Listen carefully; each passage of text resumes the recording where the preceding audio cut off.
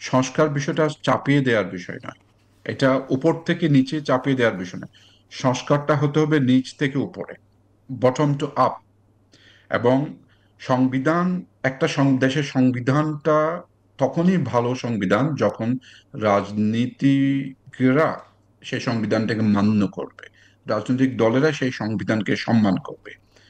তো এই জন্যই আমি বলি যে আজকে যে গণভোটের কথা বলা হচ্ছে, সংবিধান সবার কথা বলা হচ্ছে, আমার যদি একটা মেগা বা বড় আকারের রাজনৈতিক ঐকমত্য থাকে এবং সেটা যদি আমরা সাদা কালো হরফে লিখে রাখি যে জুলাই চার্টার, ঠিক আছে, আমরা যেগুলো নোট অফ ডিসেন্ট দিয়েছি সেগুলো বাদ দিলাম, ওইগুলো বাদ দিয়ে আমরা তো পাঁচটা বিষয়ে একমত হয়েছি, ওই পাঁচটা বিষয়েই সংস্কার হবে। আপনি যদি এই পাঁচটার বাইরে যান, আমি গ্যারান্টি করে বলতে পারি কোনো সংস্কার হবে না।